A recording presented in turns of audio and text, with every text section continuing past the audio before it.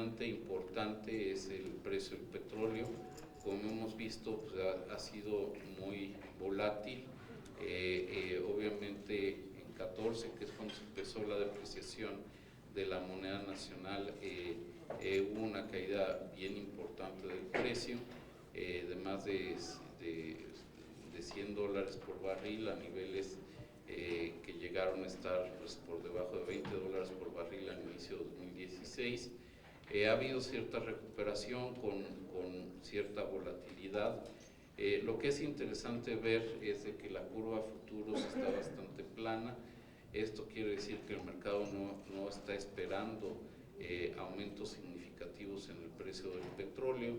Esto en sí es buena noticia en el sentido de que no se esperan bajas, pero tampoco es una excelente noticia en el sentido de que tampoco nos va a dar mucho oxígeno adicional con alzas, ¿no? Es decir, parece ser que dada la condición de demanda, las condiciones de oferta, el precio sube a niveles cercanos de 50 a 55, inmediatamente surge más oferta, sobre todo en Estados Unidos, y eso evita que los precios sigan subiendo. Entonces, cuando menos por el momento, aunque puede ser un factor de incertidumbre, parece ser que el precio del petróleo no sería un factor que afectara significativamente a la cotización de la moneda nacional y por lo tanto tampoco a la inflación.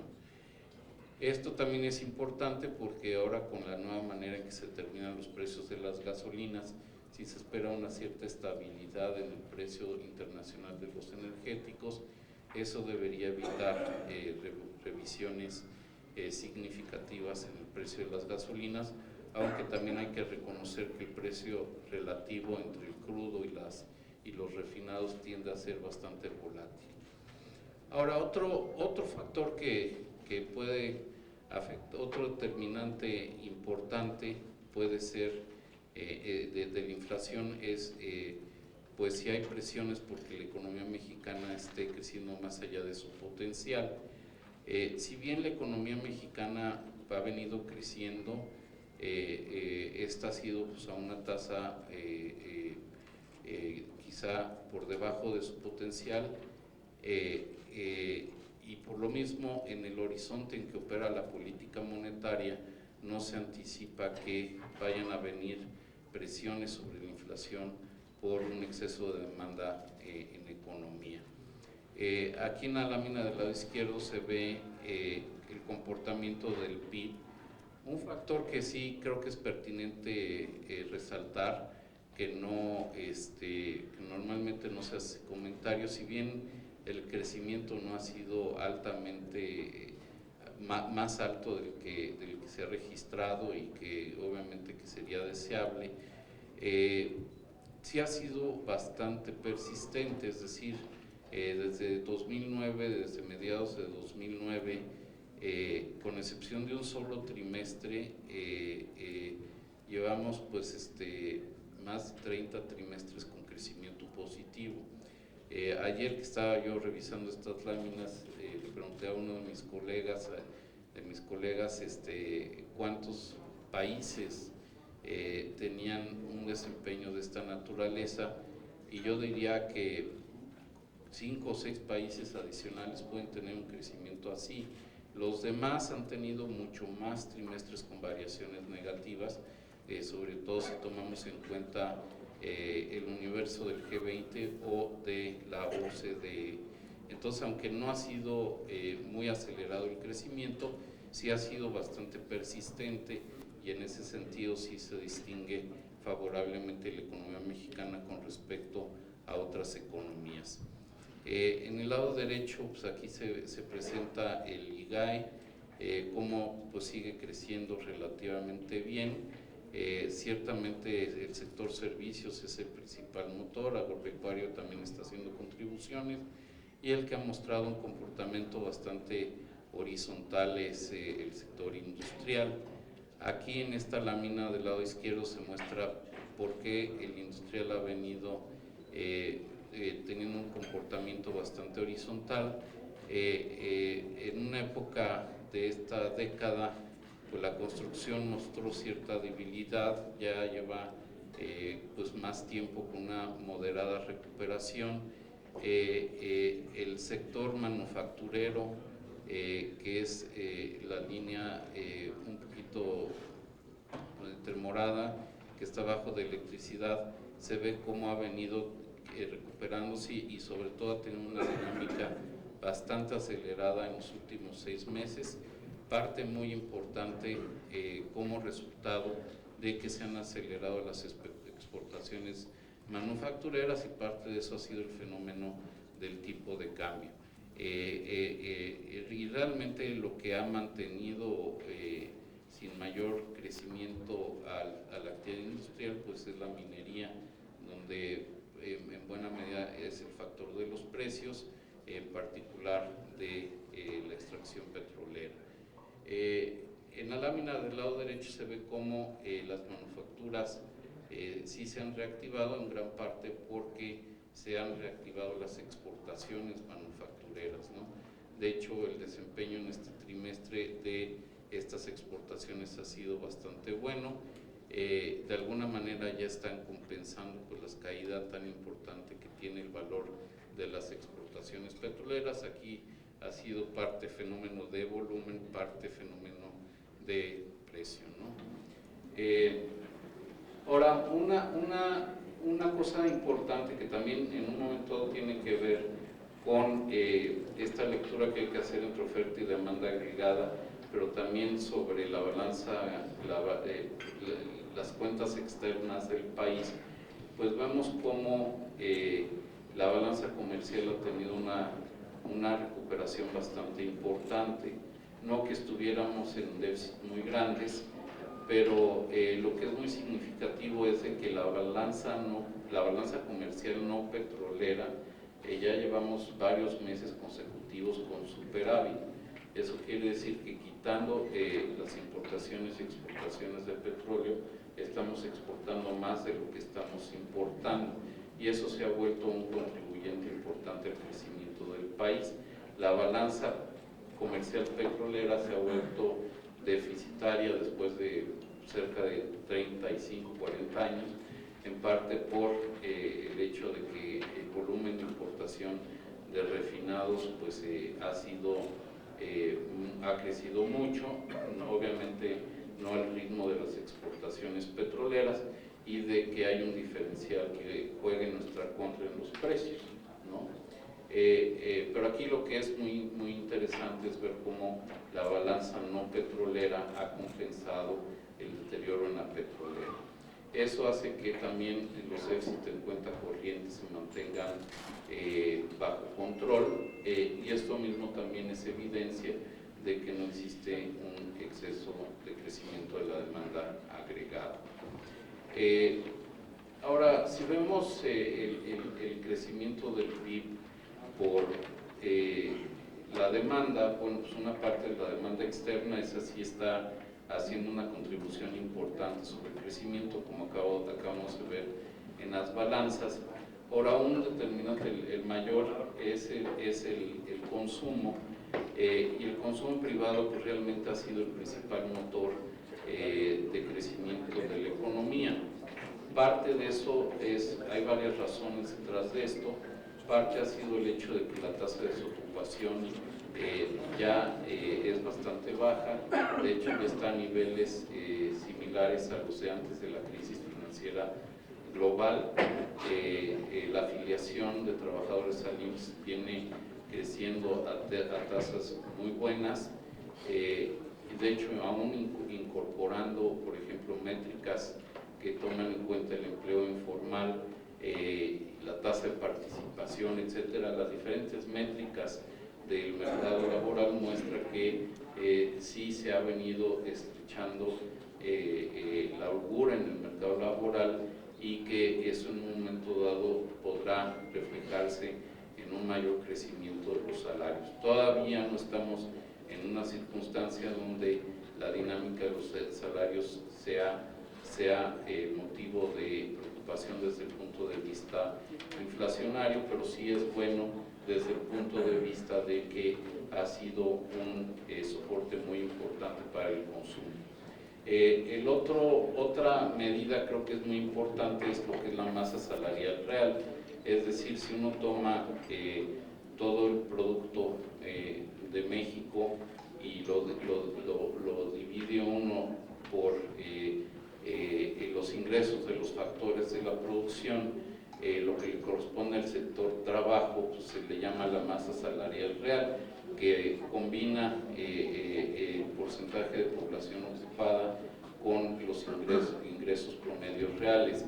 Esto sale de la encuesta nacional de ocupación y empleo del INEGI, y aquí no se discrimina entre si es formal o informal el empleo, y vemos cómo se ha habido un crecimiento sostenido de la masa salarial real, y eso se ha reflejado en mayor consumo privado. Entonces, el crecimiento del consumo, sobre todo el subrayo privado, ha sido uno de los motores fundamentales de crecimiento. Parte también ha venido acompañado de mayor financiamiento, el crecimiento del financiamiento, el crédito al sector consumo ha sido bastante importante.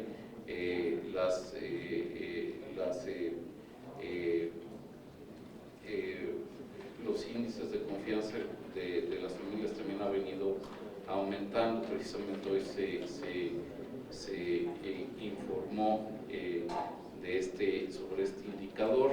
Las remesas también, que aquí no las reporto, pero las remesas en los últimos 8 o 9 meses han tenido un crecimiento muy importante. Entonces todo esto ha sido factor que han impulsado el consumo privado, y su de hecho crecimiento ha sido mayor o mejor incluso para compensar la reducción en el consumo público. El último componente de la demanda, pues, es la inversión. Aquí vemos que esta se ha mantenido bastante plana.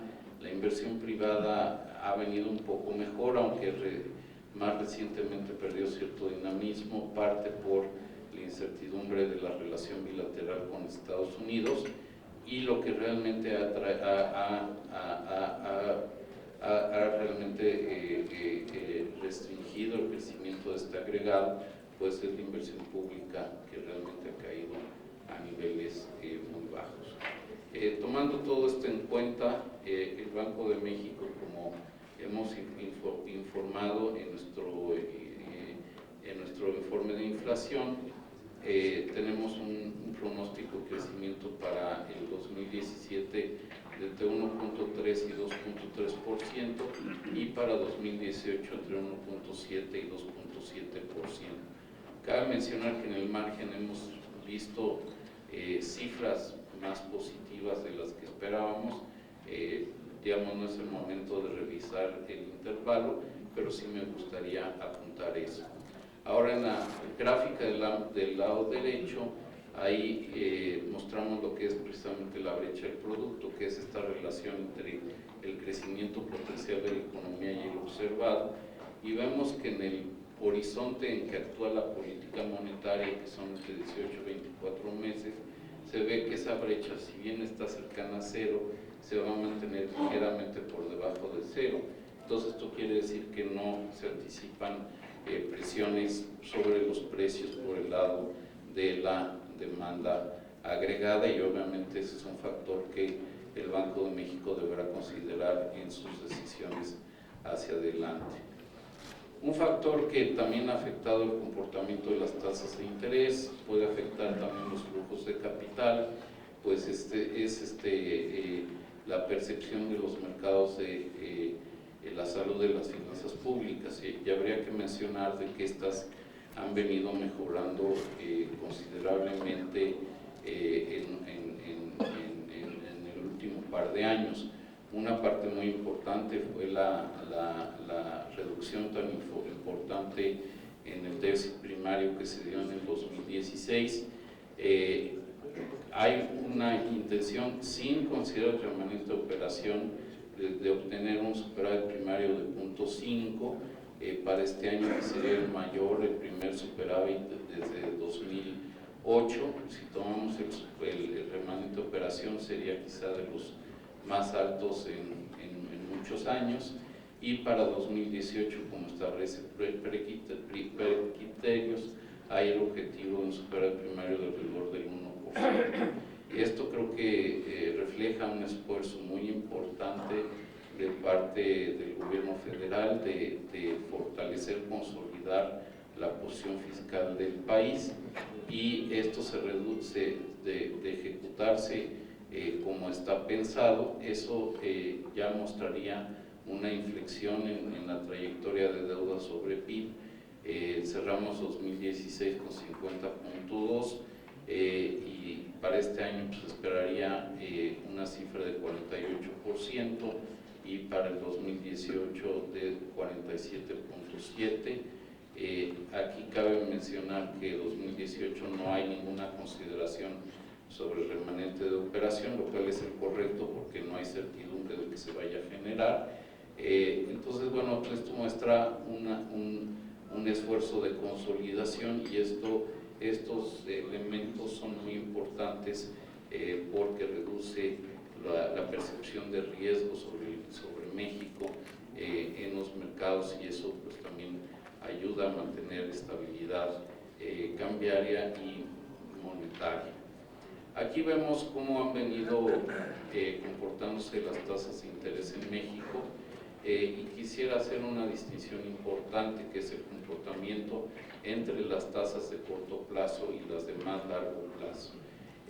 Aquí se ve cómo, sobre todo en el último trimestre, las tasas de corto plazo sí han subido bastante, pero las de corto plazo han bajado. Esto quiere decir que la curva de rendimiento se ha aplanado, y esto pues, es un poco el resultado que uno esperaría cuando uno ajusta la política monetaria. El objetivo de tasa de interés del banco, que sigue el banco, y es como instrumentamos nuestra política monetaria, es con la tasa de interés a un día. Entonces sí tiene un impacto muy importante. Mientras uno se va más a largo plazo, consideramos tasas de más largo plazo, consideraciones del tipo de primas de riesgo inflacionario, primas por plazo, etcétera, se vuelven muy importantes, en cuyo caso para su dinámica depende mucho de la inflación esperada. Cuando medidas de política monetaria surten el efecto deseado, es cuando las tasas de interés de largo plazo o se mantienen iguales o empiezan a disminuir. ¿Por qué? Porque las expectativas de inflación empiezan a bajar. Entonces aquí vemos precisamente que ha sucedido eso. Las de corto plazo han subido, pero las de mediano y largo plazo han bajado. Y esto también implica pues, un menor impacto sobre el crecimiento económico, porque las tasas de interés que se aplican para proyectos de inversión o decisiones como hipotecarias, adquisición de casas, etcétera, pues hacen que el efecto de la política monetaria de corto plazo no sea tan severo, ¿no? Y la otra cuestión también que es importante es ver cómo el diferencial de tasas de interés contra Estados Unidos también de alguna manera se ha invertido. ¿Esto qué quiere decir? Que en el corto plazo, las de muy corto plazo, el diferencial se ha subido, pero las de más largo plazo se han invertido. Entonces eso quiere decir que también con respecto a la credibilidad de la política monetaria en México se ha percibido bien por los mercados, y de hecho toleran, entre comillas, un diferencial menos alto para los más largos plazos. Otro factor que yo creo que también le está dando apoyo al tipo de cambio, pues son, yo diría, dos factores muy importantes. Uno, de que a pesar de toda esta turbulencia, hemos logrado mantener un parque bastante importante en términos de reservas internacionales y de la línea de crédito flexible del Fondo Monetario Internacional. Es decir, esto nos da espacio para enfrentar con contingencias adicionales hacia adelante. Y por el otro lado también hace precisamente un mes más o menos echamos a andar un mecanismo de coberturas cambiarias en la cual anunciamos un programa de hasta 20,000 millones de dólares.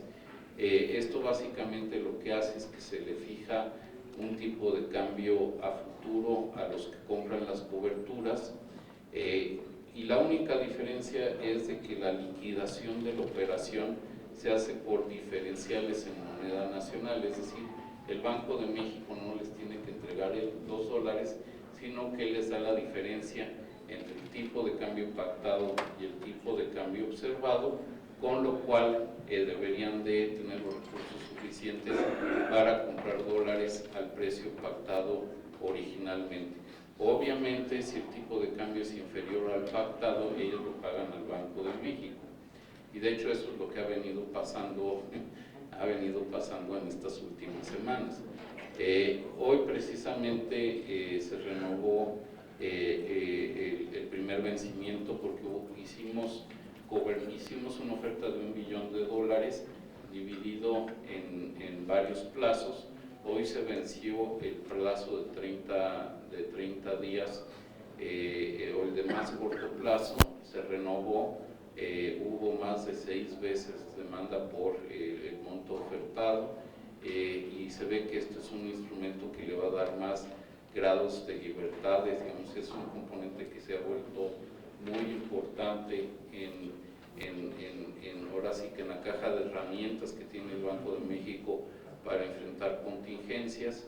Esto es de la Comisión de Cambios que preside el secretario de Hacienda, entonces digamos es parte de las herramientas que tenemos, tanto la Secretaría como en el Banco, de darle orden al mercado cambiario, y es importante porque se ve que es un instrumento adecuado para facilitar la administración de riesgos de inversionistas, de empresarios, y que no requiere ni uso de reservas internacionales y tampoco, y también nos da más grados de libertad en el manejo de las tasas de interés. Entonces creo que esta ha sido una adición valiosa a el herramental que tienen las autoridades para enfrentar choques del exterior. Todo esto en su conjunto creo que ha actuado en dar una apreciación muy sustancial del tipo de cambio. Eso se ve en la raya guinda, y aquí lo comparamos con las expectativas del mercado. Antes de la elección de Estados Unidos, el tipo de cambio se movía hacia arriba, pero las expectativas se mantenían ancladas abajo. Eso querría decir de que no se esperaba de que pues realmente el resultado de la elección fuera a generar una depreciación sostenida. Una vez que se conoció el resultado, las expectativas se subieron mucho, y ahí la sorpresa ha sido en dirección opuesta. El tipo se ha comportado mucho mejor de lo que los analistas esperan, y poco a poco esperamos que haya una cierta convergencia.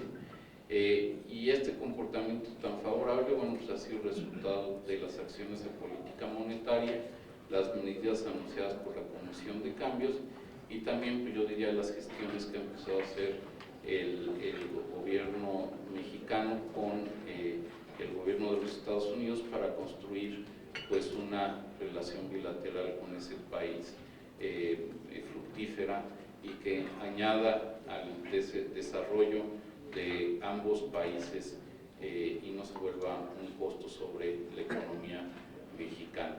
Entonces, digamos, desde el punto de vista cambiario, creo que hay buenas razones para asegurar que una vez que superemos, digamos, este periodo de volatilidad, como vimos esa burbuja que hay en el tipo de cambio, y que también se absorba el tema de las gasolinas, pues la inflación podría regresar a la banda de variabilidad del banco de entre 2 y 4%, centrada en el 3%.